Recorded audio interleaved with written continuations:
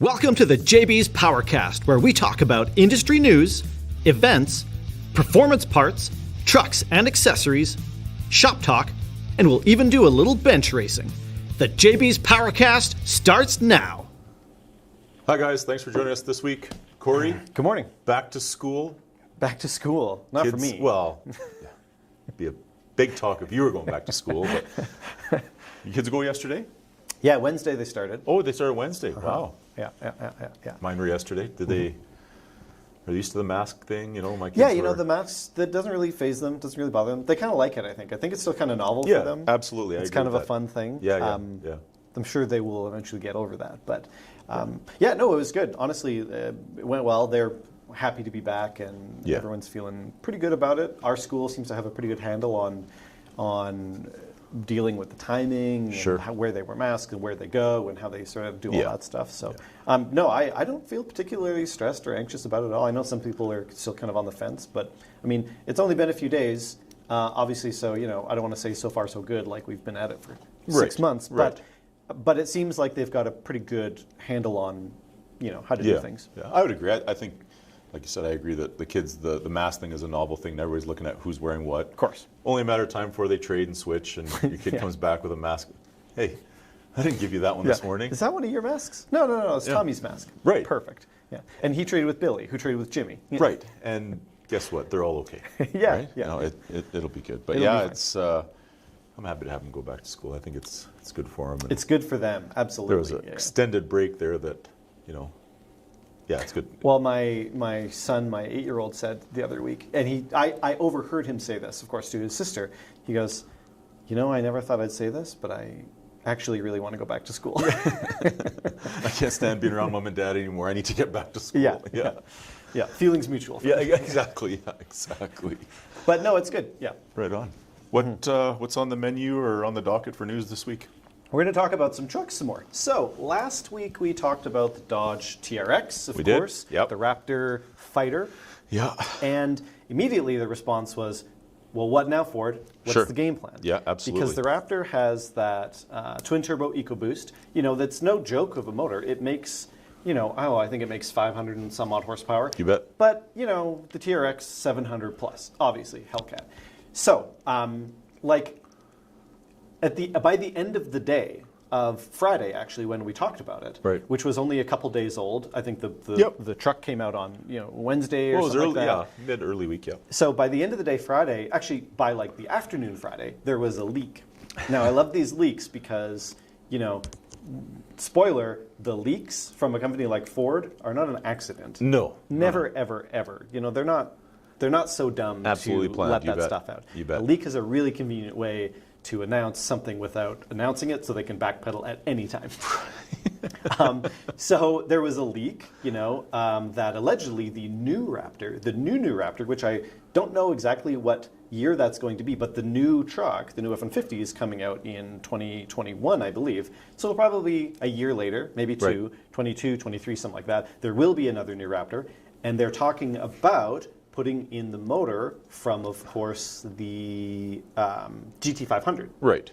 Which is, what does that make? 780 or something like that? It's the a GT500? Lot. Yeah, it's a lot. So, obviously, Ford hasn't said anything specifically, but, there's, leaks and rumors and confirmed. They're going to do it. Obviously, that's their response. Yeah. They'd be crazy not to. In fact, they probably were smart to not do it yet. Because when it originally came out, everyone was kind of like, oh yeah, cool, Raptor. Horsepower is fine, but that wasn't originally the game. If they would have come out with it too soon, they would have played that card a little too early. Sure. I think it's smart that they have that motor on tap. At any time. At any time. It's just about playing the right card at the right moment. It's all very, it's a chess game. Well, you have to think that, there's departments at the Ford Motor Company, at Chrysler, Dodge, that's your department. Your department is the planned leaks, right? Yes, the 100%. Marketing strategy, the what's the world doing, and that's your job. So I agree with you. They know they have the motor sitting there. It's an EcoBoost based engine. It's like, hang on a sec, what if we? And then the group discussion in the boardroom is like, we got it. Yes. Here's what we're going to do. Yeah. And like you said, it's not an accident. It is planned to the minute. Here's what it is. As soon as Dodge releases this or Chevy. we'll wait a day, and then bang, leak, spy shots. That's right. Wait a minute. I'd like to think that it came about an hour after our podcast. Sure. They listened to our podcast. Of course. And they're like, now's the time, boys. Yeah. All right. Yeah. JBs Powercast has announced it. Now's the time. Yeah. Make sure they have something for next week. So anyway, we'll be a couple of years out probably till we see that. But of course, it'll be a thing. And the new Raptor will be awesome, and it'll be badass, and it's going to be, I don't know if it'll make as much as the GT500. They may detune it a little bit, but it'll be over 700 horsepower, which is all it needs to do, really, at the end of the day. Oh, yeah. So that's part A. Part B is, now this actually is after we talk about all these fake leaks, this actually is a real leak, only because it's a pretty honest mistake. So there is basically a confirmed Bronco Raptor coming, which is very, very cool. So this happened last week as well. Obviously, the Bronco isn't out yet, but we all know about it. We know what it looks like. All the trim models. Yeah, absolutely. 15 different trims that it comes in. So somebody, an anonymous Ford employee, changed their job title on LinkedIn so their job is EDS Systems Manager. EDS is Electrical Distribution System. Right. So they changed their title from EDS Systems Manager, for whatever, to EDS Systems Manager for the 2021 Bronco / 2023 Bronco Raptor.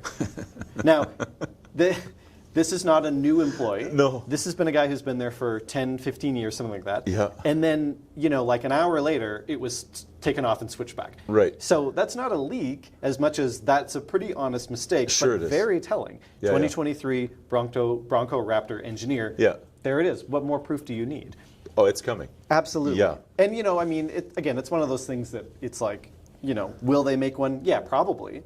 It was a matter of time. They'd be kind of silly not to make some form of a high, performance Bronco. But now we can pretty much put a pin in it. 2023. It's out. There will be a Bronco Raptor. Will they put that motor in it? I don't know. I doubt it. But they'll probably put some kind of V8 in it. Wow. That's probably what they're saving that for. Because everyone's like, where's the 5-liter? Right. Well, there you go. Yeah. And you got to think he might have been doing I got to do this internal email with my title change, and totally not even thinking, and hitting send, and then walking around having coffee, and they're like, dude, what the hell did you just do? It's probably like, hey Phil, we're going to get you on the new Bronco Raptor project. Perfect, I'll update my LinkedIn. 10 minutes later, calls from internal affairs, and change it. What are you doing? You let it. No, I didn't. Yeah. That was LinkedIn. Yeah, that was LinkedIn, not the company profile. Yeah. Oh no, shoot. Anyway, so that's cool though. That's great. So we kind of have some exciting stuff that's coming. Again, it's all stuff that it's like, will they, won't they? Yeah, they will. But it's fun to be able to sort of, talk about it and speculate. And get some more details. So, 700 plus horsepower F-150 Raptor, Bronco Raptor.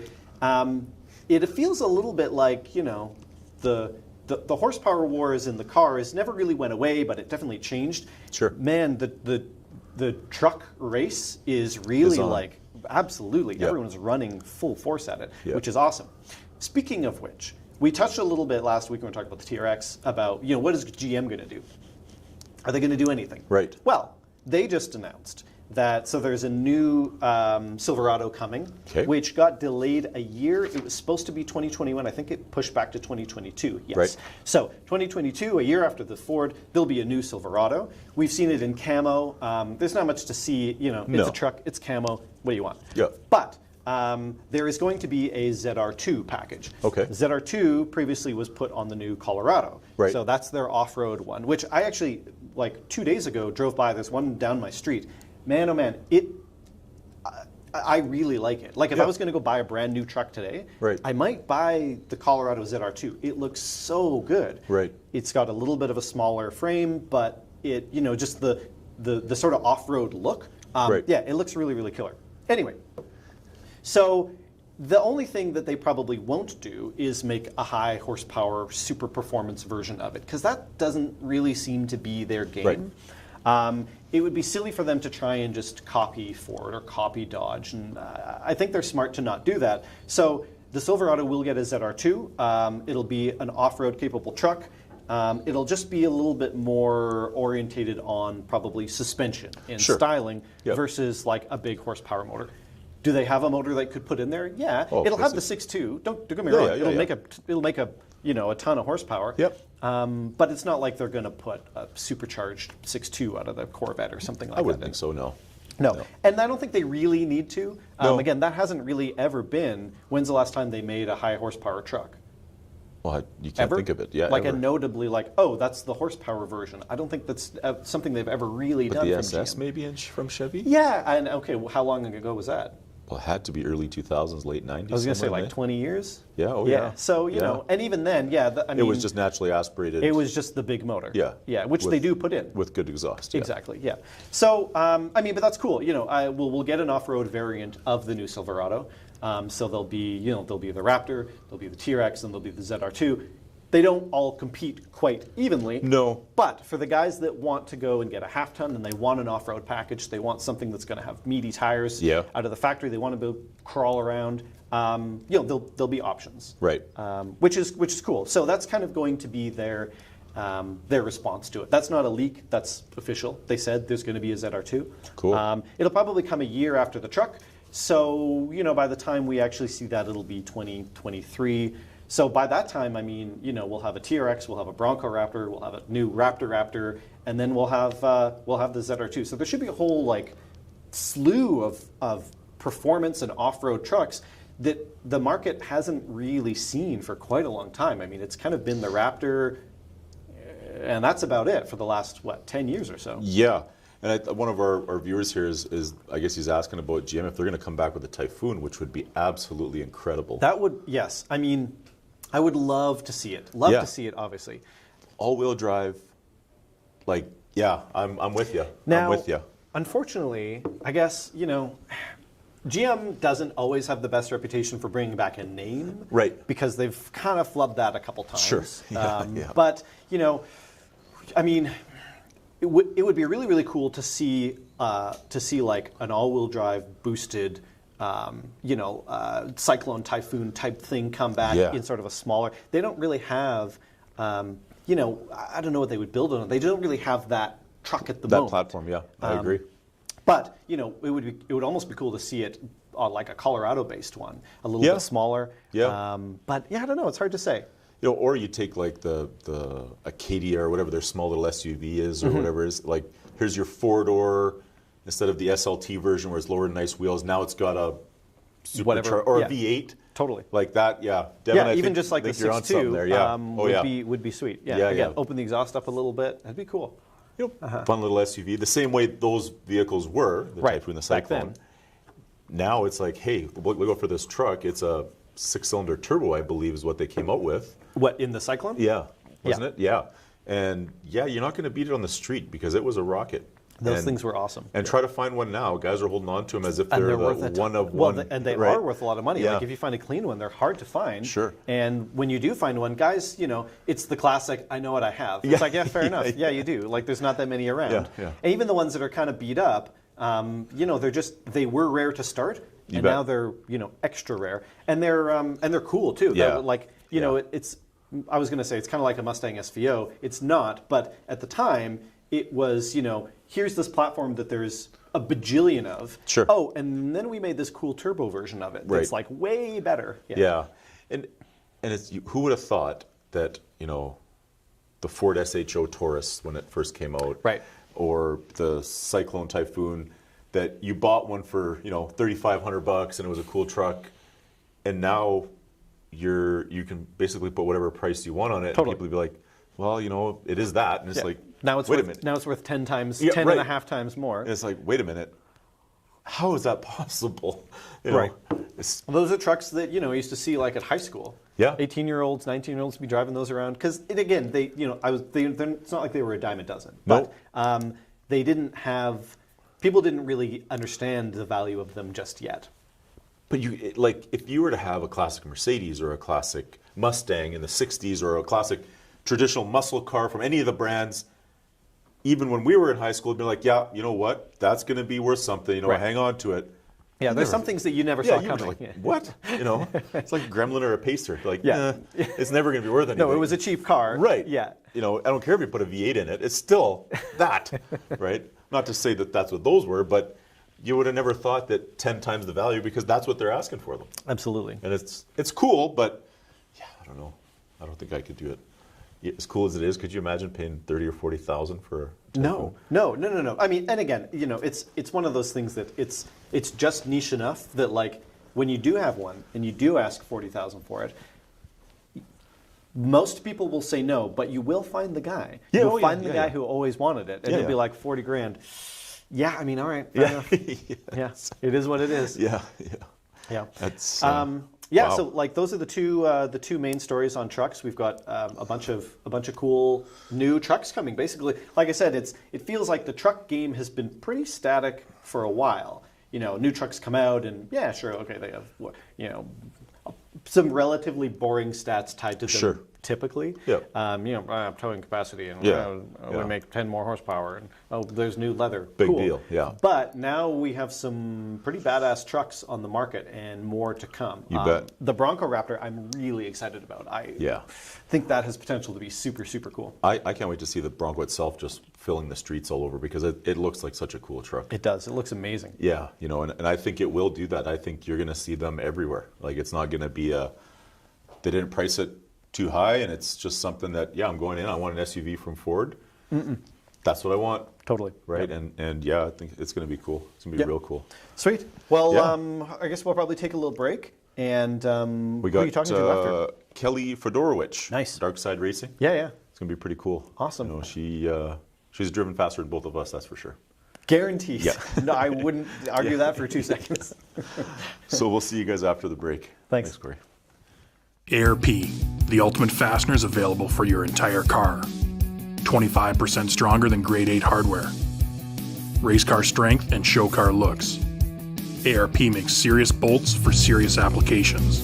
When failure is not an option, it's ARP. Shop the largest Canadian inventory of ARP at JBs Power Center in Edmonton and Calgary at the guaranteed lowest prices. Or shop online at jbspowercenter.com. It's the detail that can make all the difference. Red Horse Performance meticulously engineers its hose and fittings so they're easy to assemble and perform even under the harshest conditions. The best performance fittings on the market with the looks to match. Whether you are putting the finishing touches on your classic car or plumbing the fuel system on your race car, do it right with Red Horse Performance. Check out the largest selection of Red Horse Performance products in store at JB's Power Center in Edmonton or Calgary, or shop online at jbspowercenter.com.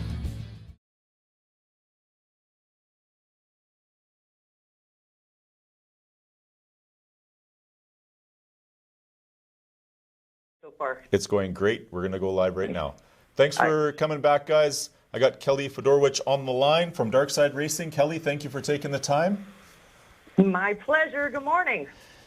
So, Kelly, I guess before we get right into it, let's talk about the history and the evolution into Top Fuel racing. Tell us about your speed shop and the type of work you do there. Sure. Yeah. So we are based in Calgary, and we've got a lot going on in our shop these days. We really do. Thanks to the internet, we've got a global clientele, and they keep David and Nicholas really hustling. The bulk of our jobs involve custom machining and fabrication. We do CNC work, TIG welding, chassis repairs. We do the chassis repairs for dragsters, funny cars, junior dragsters. My guys they have some maintenance services for race cars that include blower restripping, heads, fuel system, clutch, Lenkos. Oh, wow. They do, it's full service, repair and maintenance for onboard data acquisition systems. And then I round out the shop services with my custom upholstery work. I'll cover or recover just about anything. Oh, wow. There you go. So I guess you can say that, if you're into any type of racing and need fabrication, that Dark Side is kind of the stop to make. Yeah. Give us a call. We could help you guys out. And when did Dark Side Racing start? Well, give us a history on the business itself. How long has it been in business? Have you been involved since the start? Oh, absolutely. So, we could go back a little further. Dark Side Racing is the evolution of David and my relationship through the years. David's the catalyst that started all of this, or the passion that we have for drag racing is because what the information and the experiences that David has shared with us, and I'm talking about myself and Nicholas, our son. David's been a team owner and driver since the mid-'70s. His first car was one of Jerry Root's dragsters.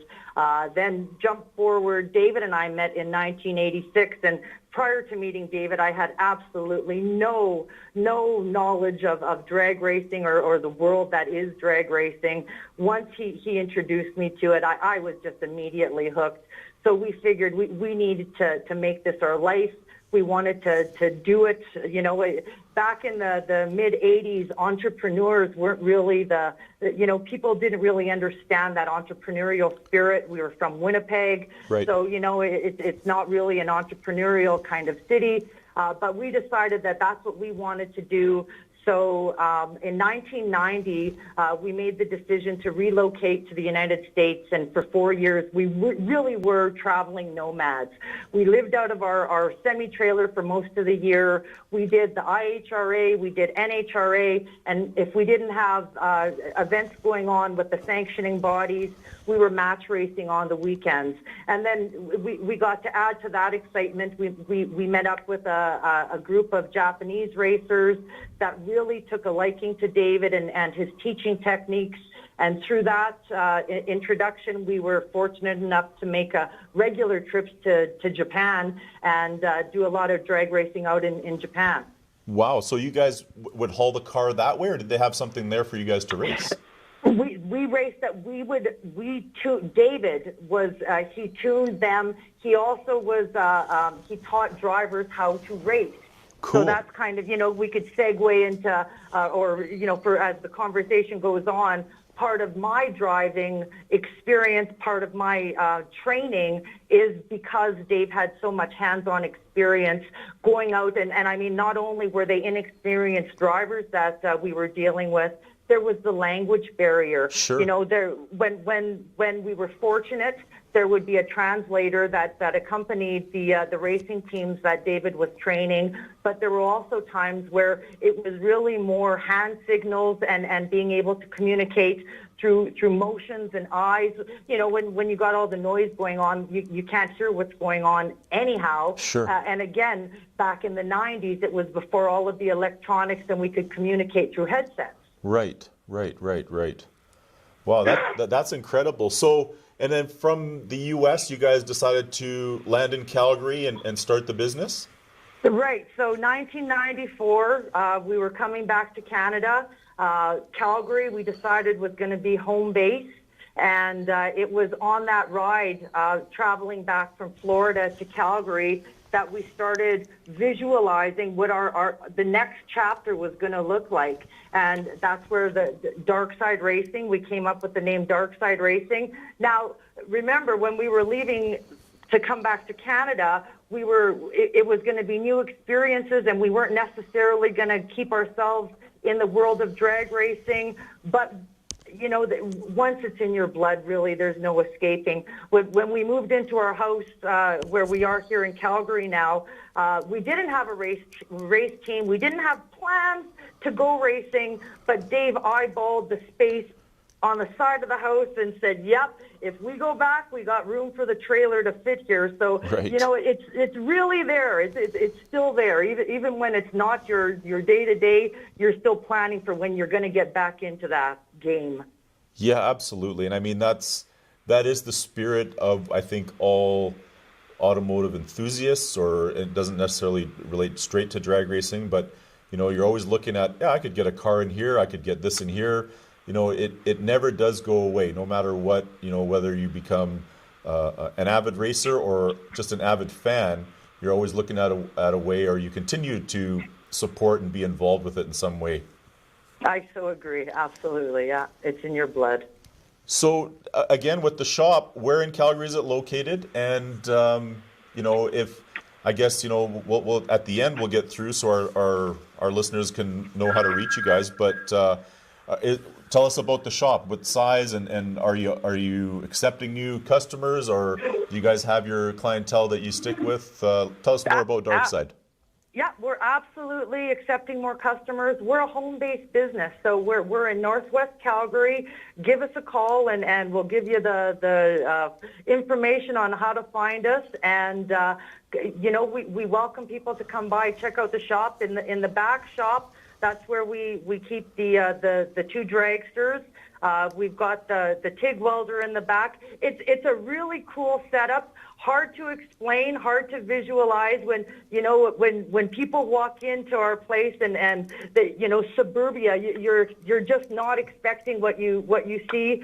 We were having a great time a couple of weeks ago. I got to tell you, we have the best neighbors in the world, but there's still, we were outside making a little bit of noise. Sure. And we fired up a friend of ours' race car, got a phone call. The city's finest came for a visit, and they couldn't have been nicer. So, it's all about community. It's all about connecting, and we've definitely found our niche here in Northwest Calgary, and we love where we live. Give us a call. Like I said, we're accepting new clients, and we welcome the opportunity to show off the shop. Awesome. So, Kelly, now you have the shop, you have the stuff. Give us a kind of a roadmap into getting into Top Fuel. So, well, David was racing the Top Alcohol. When I met Dave in 1986, he was racing Top Alcohol.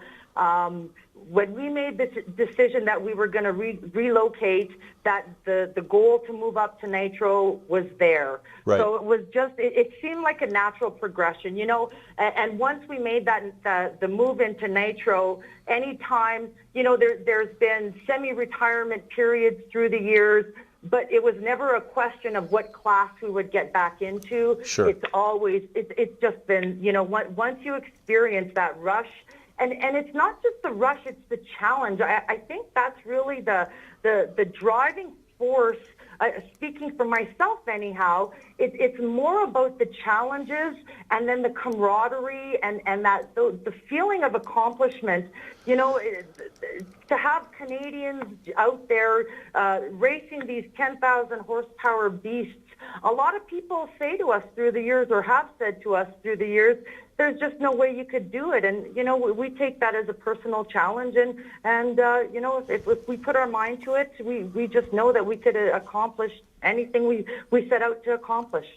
Oh, that's cool. And it is a challenge. And for viewers that follow drag racing and know, Top Fuel is the be-all, end-all when it comes to drag racing. And it takes effort. We've had Clay Milliken on the program with us a few months back, and hearing him speak of exactly what you're speaking of, community and family and dedication to making things work when you don't have, Castrol Syntec as your sponsor and the dollars are endless and you can just do as you wish. It takes a family, it takes a community to make a program like that work, and you're speaking the same words here. So it's really cool to know that, all things considered, small town Canada, and compared to the U.S., Calgary, and Edmonton for that matter, somebody still has the ability to compete at that level. Well, and that's it. And we also, through the years, as Canadians, we've had to really think outside of the box because we don't. We're at there's a disadvantage that we're faced with because we don't have a series that we can offer potential sponsors. So what we've done is we've thought outside of the box and we've created programs, experiences, what we call them are Nitro experiences, so that using racetracks as a backdrop oftentimes, whether it's a big event like Castrol's Rocky Mountain Nationals or just a weekend event at a racetrack, we are able to use the racetrack as backdrops for the different experiences that we create. And it allows us to create really profound relationships with the people we bring out, but it also allows us to make introductions to the racetrack because everybody needs to be involved. If the sport is going to be successful in Canada, we have to work together as a team. We have to recognize that there's enough finance out there for us all to survive, the racetracks bring something unique to the table, and the racers bring something unique to the table. And if we could all work together to put on the best programs possible, we're going to together be successful. I completely agree, and that was well said. I mean, that's what it's going to take. I mean, there's no question to that. So I'd like to just segue into our next topic here, and it's more directed towards yourself personally, and it's having the goal to be the fastest woman in Canada will be an absolute unbelievable accomplishment. What did it take to get there? Like, I have daughters, and I know it's they're into cars because their dad is into cars. I know my son's obviously into cars too, but tell us about the progression and what it took and how you are where you are today. So the dream started back in the early 90s. Back when I was working, David and I were toiling together, putting out the sponsorship packages. David was the one who came to the table with the experience and the expertise, but it was something that I always interjected that I wanted to be able to do, the driving part of it. So I've had it as a dream in the back of my mind, and it's been simmering since the 90s. So when in this incarnation of our racing, we kicked off this incarnation of dark side racing in 2012. That's when Nicholas came to us and said, okay, the family business is this, and he enjoyed the racing in the 90s. He was just a wee little. Sure. And so it was together, the three of us sat down and we decided, okay, we're going to do this. So David, of course, it was just the natural that David would get back into the cockpit because there's so much involved. But right. 4 years ago, we were advanced enough into the program that we were analyzing the year end and what the next year was going to look like, and came up with that. Is it time? Is it time for me to step into the cockpit? And we were at a point where we were ready to advance the different programs that we had, and it's multifaceted. It's not just me achieving a goal, but it's also me becoming the first student in Dark Side Racing's driver program. So it allowed us to share with the racing community that we do in fact have a driver training program in Top Fuel, and it allowed people, the most seasons of drivers to the youngest of junior dragsters, to watch and share the progression with me. I am a Top Fuel, I'm Canada's only female Top Fuel pilot, and the only race car that I have ever piloted is a Top Fuel dragster. Cool. So, right, and so it was a slow progression. I had to learn to tune out what the naysayers were saying, because in life we always have people that are going to be pushing you on to greatness, but then on the other side, the yin and yang of life, there's also going to be people saying that she can't do it. I had to just put on blinders to the naysayers and just go by my own rules. And the first time I got into the cockpit and got ready, climbed in, they hooked up the Top Fuel dragster to our tow vehicle, and they just towed me up and down the racetrack. Because when things start happening at those incredibly fast-paced speeds, when you're in that race car, your brain needs to have already imprinted the information so that you're able to overcome the sensations of shock, and it really is a fight or flight that takes over. Your body is no longer in control. Your brain is going into those the sensations that just stop you. So sure. So it's just a slow progression. They drove me up and down the racetrack. You're all suited up, you're hot, and it's amazing because your adrenaline is going just like you're going to the starting line. Right. At Indy, I'll use Indy for an example because it's this weekend. But your heart and your adrenaline, it doesn't know the difference because you're just in there. It's tight. You're in really close the confinement.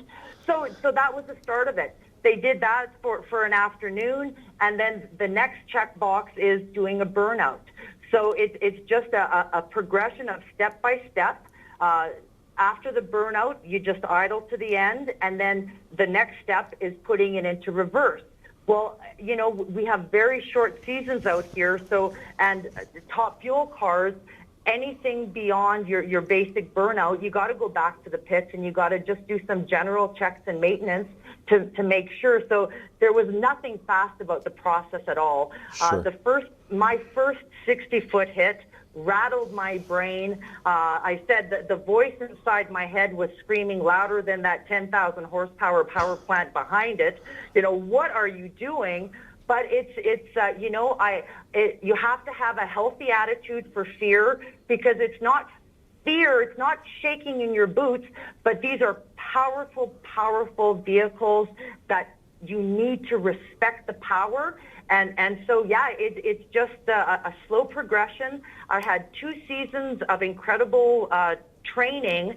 And then last year, we set our sights on getting me into the cockpit with a goal for starting to get my licensing runs. Sure. Yeah. It's incredible. The commitment it takes to just do the burnout, and then you got to go back. And then, like you said, with how short our season is here, not only how short it is, then with weather and so many other factors that we have to deal with up here compared to if you were in California or somewhere nice. Right. It's incredible. The question that I have right now, how does someone go about getting into the training, and how do you qualify someone? If tomorrow I drove to Calgary and said, "Hey, Kelly, I would like to license in a top fuel car," yeah. Give us kind of the training process, or how someone can go about getting into training, and then how do you qualify someone to say, "Okay, you're ready to go into top fuel"? Well, first of all, we analyze the driver and the experience that they bring to the table, but everybody goes through the same process. You have to forget about what you did. If you're a driver with experience in a specific type of race car, you have to set that aside. We have a manual that we've prepared that puts you through where your eyes should be, where your hands should be, where your feet should be.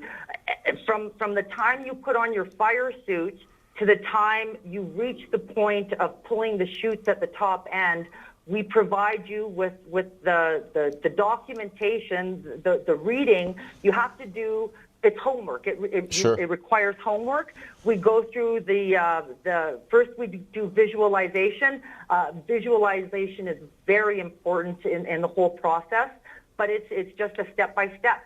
Some students will advance faster if you're able to, if you do the burnout successfully and we're able to check the box, we'll move you to the next step, burnout and backup. Right. But if you can't control what we tell you to do, if you cannot follow the procedure exactly, then you have to do it over again. So Right. It's like anything, any kind of school, you progress when you're ready to progress. Right. Wow, that's cool. And this is all done with your car, correct? This is all done. We have 2 top fuel dragsters, actually. Okay. We only campaign 1 right now. Yep. Because, this season. Sure. But last season we had both out. I had a fellow student last season, our good close friend Curtis Halverson.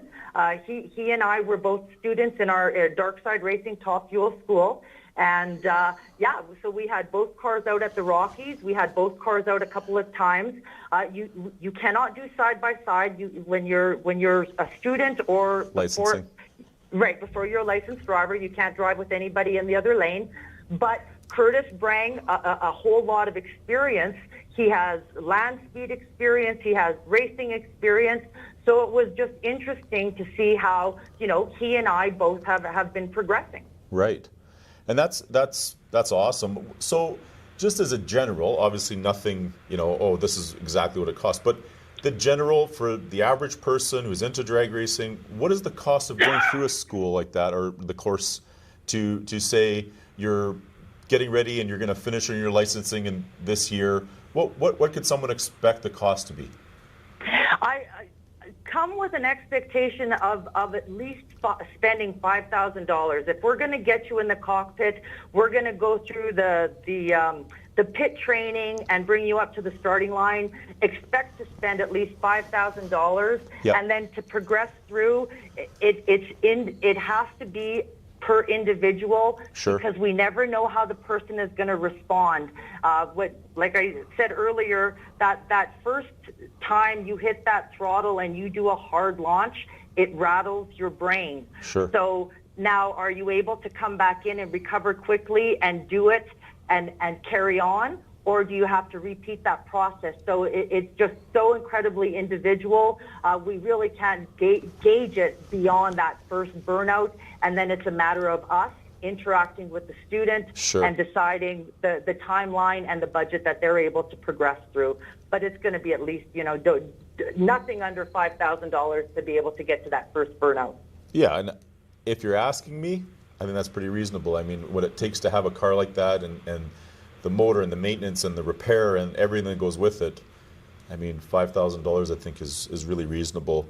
Right, and you don't have to progress through the entire school. Again, Right. if you're a person who would just like to experience a burnout, well, then that's what we're going to start preparing you for. Sure. So it's tailored to each individual person, Yeah. which is cool. Yeah. Yeah. That's awesome. So if we're talking about drag racing, I mean, it's constantly evolving. We're seeing, new faces and females in the sport and stuff. How, for someone like yourself who had the dream and now you're living the dream and learning, what would you say to young girls out there or other females that have the same passion that you have, but have the reservation of unsure? It is still a male-dominated sport, but, more and more we're seeing young girls in junior dragsters and in cars and in everything, to give them the aspirations and to reach the goal that you're at now where, you're learning and you're going through a course to become a Top Fuel licensed driver. I mean, what would you say to them or what would you say to inspire them to push through? Well, do it. Come out and talk to me. I've talked to so many young gals. I've talked to gals from all ages, from beyond. I'm a 53-year-old woman who is living out a dream. So if I could do it, anybody can do it. I don't come with any kind of family money. It's just been hard work and determination.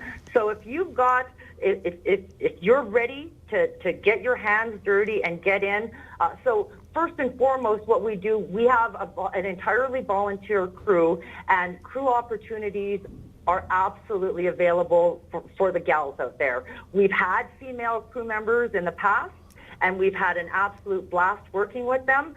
If there's any gals out there that are interested in being part of a volunteer team next year, give me a call. I'll put you on to Nicholas. My son Nicholas is in charge of all of that.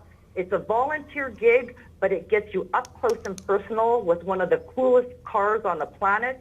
It's the fastest accelerating vehicle on the planet, and you'll have a blast. I'm just waiting for a woman, a gal, to come up and say that they want to get in the cockpit and learn to drive. So if you're interested in crew opportunities, come talk to us. Sure. I'm also working behind the scenes with the next generation, the younger kids. I've had several organizations reach out to me and talk to me about different youth programs. There's a company that from Australia, some wonderful people that I'm talking with. The organization is called Racing for Significance. Their goal is to inspire the next generation of safe drivers and create youth employment pathways through motorsport. They provide the pathways. It's an incredible organization, and right now we're talking about bringing that Racing for Significance into Canada. So that's one way that we're working. We were out at a corporate event in Rimby a couple of weeks ago, and I had a whole group of gals come up to me. We chatted. They are with an organization called Eco Tree Generation, and what they're devoted to providing children and youth experiential education through after-school programs, hands-on projects, field trips, and educational opportunities. And they were just the coolest group of gals, and we're in touch, and we're talking about developing ways to incorporate motorsport into what they're doing. The next behind-the-scenes conversation that I'm having is with our partner, the Jumpstart Charity. So there was a lot of excitement about what this are. It's a new affiliation that we have that's part of our Partsource partnership for 2020. But unfortunately, because COVID has come on and just put a standstill basically to our marketing programs for 2020, we're looking at developing and expanding that relationship with Jumpstart Charity for 2021. And obviously, we want to put a real emphasis on the drag racing community and what we could do to help empower kids get more involved in motorsport through Jumpstart if they don't have the financial abilities to participate. Wow, that's great. And I mean, every little bit helps. And I mean, yeah, it'll never go without hard work and effort from people such as yourself to get, not only young girls or females, but young boys and everybody involved in a great sport and learning about something new and being involved with a team and good people. That's great. Awesome. So tell us about the car. Tell us about the Top Fuel, the car, and the setup. What do you guys run? And tell us about the program a bit. Sure. Well, really, there was a time where I could have just listed off, and I worked side by side with Dave on the car back in the 90s. But truthfully, I've gone into the marketing and PR part of it, and when you have two people that handle the program with such professionalism that David and Nick do. But here's the basics. It is a state-of-the-art Top Fuel dragster. We have a Morgan Lucas chassis, 500 cubic inch TFX motor, 10,000 horsepower, and the biggest part of the program is that through the years, David and Nicholas have developed the program that allows us to get down Canadian racetracks. So that is no small feat. When you look at those cars, the pro teams running NHRA national events, they are racing on racetracks that have millions of dollars put into the track prep. We have incredible racetracks out here in Alberta, but we have the weather, the elements, Sure. So really we have to learn to tune for the circumstances.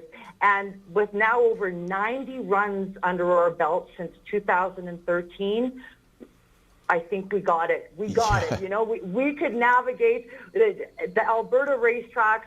We know how to get from A to B. It takes a lot of work. It takes a lot of dedication. And I am so proud of what David and Nicholas have been able to prepare so far as our Top Fuel program.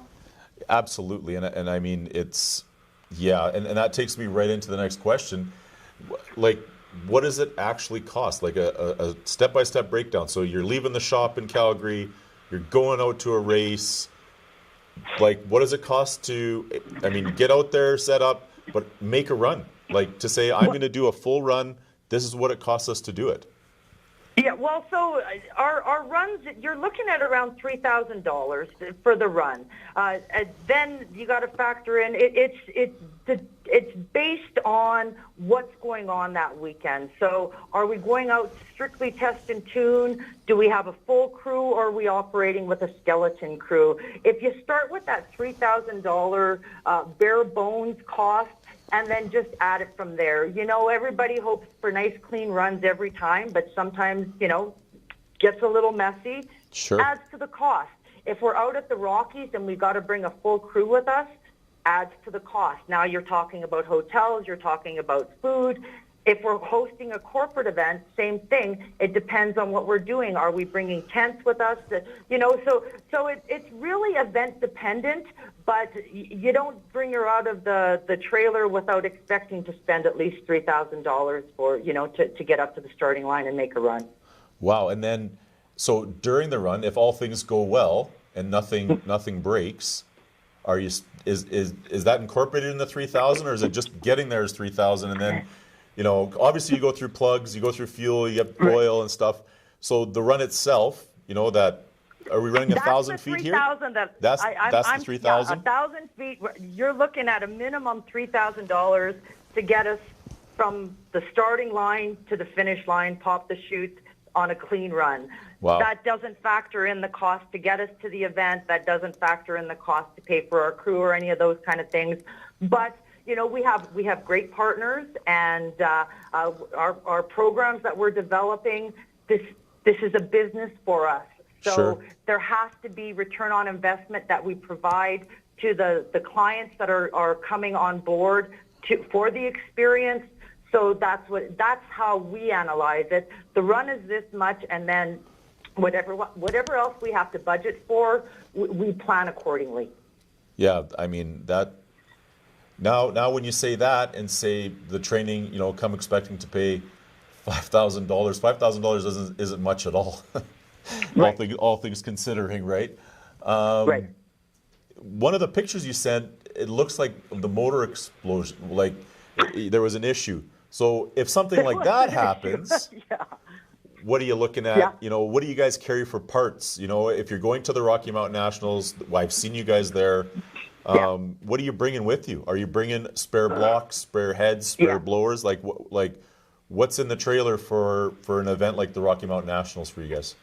There's spares of everything for the Rockies. There's at least one spare of everything. Our heads program, we have several. So yeah, we have spares of everything, especially for events like the Rockies. But yeah, it's a tough gig. It's definitely, the parts are not cheap, and but it's a business. So Sure. you got to make it happen. You got to make it work. That's awesome. So in a normal race year, not without, COVID happening and all those things, how many races do you guys attend? So normal race year, every year we kick off the season at the World of Wheels. That's where we debut all of our new stickers, make the announcements, who we're going to be, where we're going to be, all of those good things. And we love the World of Wheels as always. We look forward to it every year. Bill Knight and his crew are just incredible to us. So that's where the year kicks off. Then for the last several seasons, the next outing we have is we head out to the BC Custom and Classic Car Show. That's in April. And then the season kicks off. Most of the racetracks are opening up at the end of April, and we are booked April through September. So we have the big events like the Rockies, Hot August Night, Medicine Hat, MHDRA has a couple of events that we typically attend every year. If we're not doing a racetrack event, if there's not something big going on, we've got a corporate event booked. If we're not at the racetrack, if it's not a track day experience, chances are you're going to find us somewhere local at what we call our fire-up events. So our fire-up events are really popular. We'll come to you. We do it. It's not just Alberta-based, but a lot of our stuff is Alberta-based because our sponsors for the last several years have been Alberta-based. Sure. So in order for us to deliver that return on investment, you got to go where the sponsors need you, the partners need you to be. So yeah, it's racetracks. If we're not at racetracks, it's going to be fire-up events, and that's usually car shows or we do a lot of work with different car dealerships and motorsport-related businesses. So they typically have large enough parking lots that we could pull our rig in, set up, and put on a great display at their place of work. That's awesome. So do you typically in a normal race year do anything south of the border, or do you just try to stick around home? Well, when I say home, I mean in Canada. Right. Definitely is something that we have our eyes on as a sponsor-funded racing team. In order for us to get out to an NHRA event, we have to build a corporate hospitality event around that. So Sure. We're getting closer and closer. The conversations, when we're able to demonstrate the value of the events that we're able to host here in Alberta with our home racetracks as the backdrop, and then we demonstrate the value that NHRA can deliver.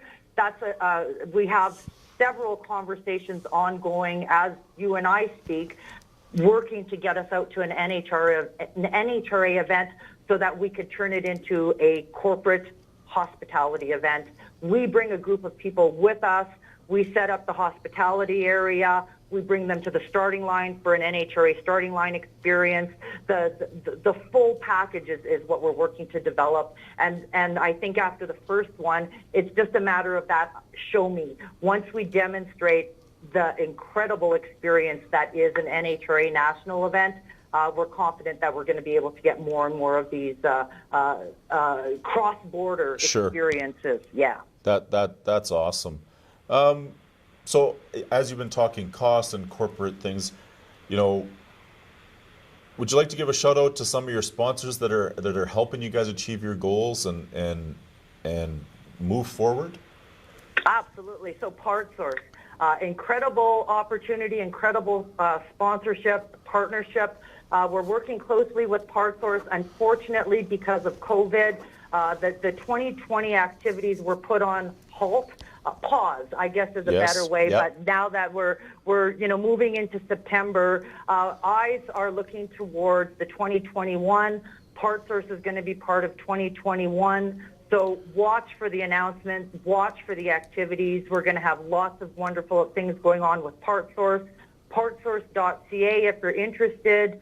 Partsource has 86 stores in Alberta, Saskatchewan, Manitoba, Ontario, and Nova Scotia.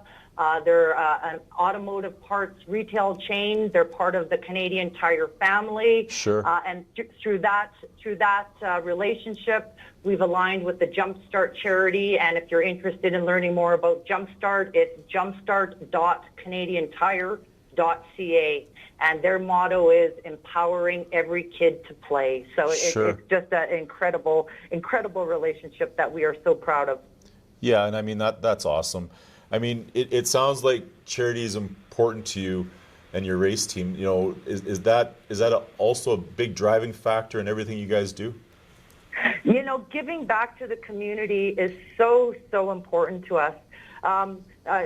You and I had, in one of our earlier interactions through the email, there was a question about why the charities are so important.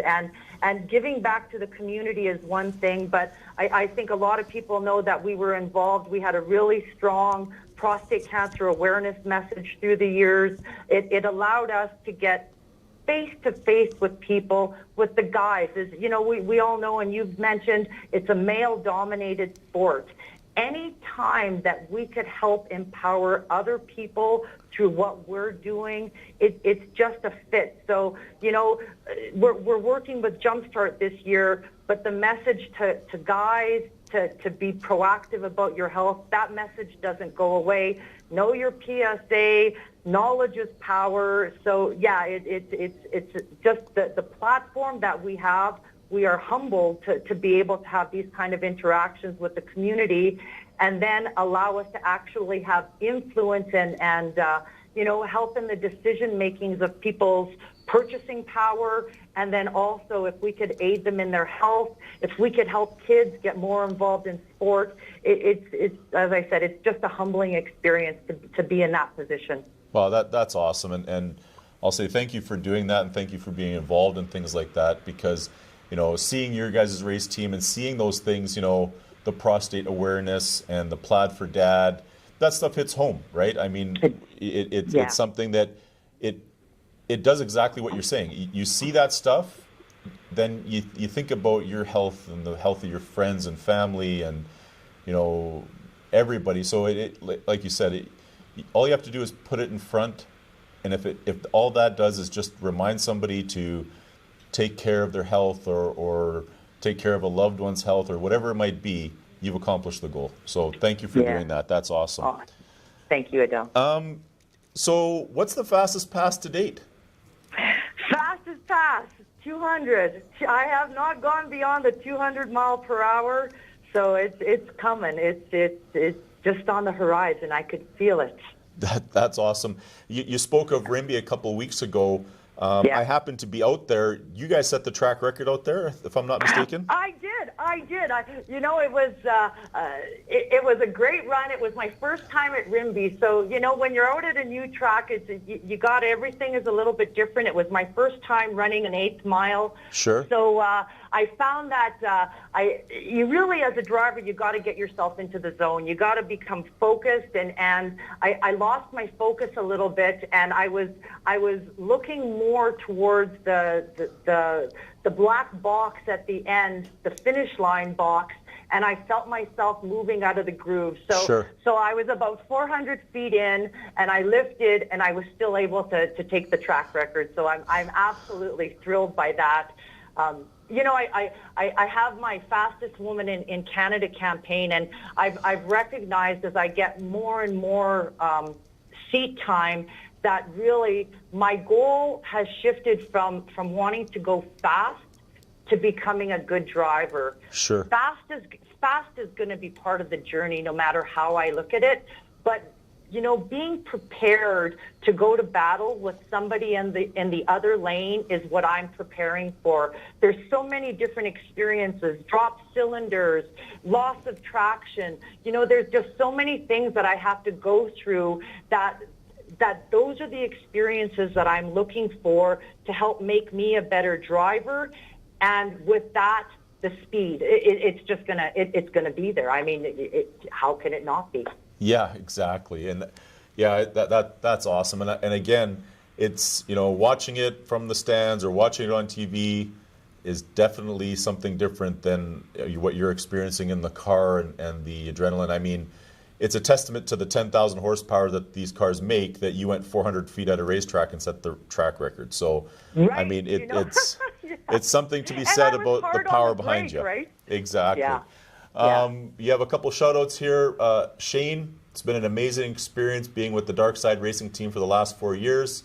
And Zach MacArthur, hi Kelly. So you've got some fans and some people that are listening today, which is awesome. I obviously expected it. And for the rest of the fans listening to the show here, Kelly, how can they follow your race program? Give us your social media accounts if we want to follow Dark Side, so that everybody that's listening right now and after, when they download our podcast, they can definitely follow you and your team. So Facebook. Facebook really is the social media platform that we spend the most amount of time on. Facebook.com/darkside.ca will get you to our Dark Side Racing site. If you're interested in following us on Twitter, it's @WeRunOnNitro. My Instagram, my personal Instagram is what I use for most of the Dark Side Racing social media activities. So that's @Kelly Fedorowich. And we also have just our Dark Side Racing website is darksideracing.ca. Now, I want to mention that we also have, we're working to develop a series. And that series is what we're going to be calling Nitronation. The mission of Nitronation is to create professional, authentic, and extreme nitro-fueled entertainment for the masses. We're creating a series. We're looking for nitro participants. Anything that runs on nitro. If your ride runs on nitro, we'd love to hear from you because we're talking with racetracks. We're working to put together a series. We want nitro to grow in Canada. This is a long-term vision. We've got all kind of exciting things that we're going to be making announcements about over the next couple of months. Lots of action going on for 2021. So if anyone out there is interested in being part of Nitronation, if you're a fan, like it. If you're a driver, a team owner, and you want more information, give me a call and we'll let you know more about Nitronation. That's awesome. Kelly, it's been great speaking with you. Thank you very much for all the charitable work you guys do and trying to get more and more people involved. We wish you best of luck in the new season. Do you have any more track days set here for this year, or are you guys done for this year? We're kind of going day to day in September. We are available. If anyone out there, it doesn't have to necessarily be a corporate experience. If you're interested in a nitro experience, you and a couple of friends that are interested in coming out for a track day, We have experiences for just about any budget, so give us a call. We'd love to be able to get out to one of Alberta's 3 racetracks. So yeah, it's touch and go because of September, but we are definitely available for some September activities. That's great. Thank you very much for taking the time to speak with us today, Kelly, and we wish you the best of luck in the rest of this year and into next year. Thanks so much, ADEL. It's been an absolute pleasure. Have a great day. You too. Bye-bye. That's our show for this week. Thanks for tuning in, and we'll see you next week. Thanks for tuning in to JBs Powercast. Check out jbspowercenter.com for the latest updates. You can find the JBs Powercast at jbspowercenter.com, YouTube, and Facebook. Don't forget to like, follow, and subscribe. JBs Powercast is a JBs Power Center production and is produced by Stephen MD and Sean Lansman.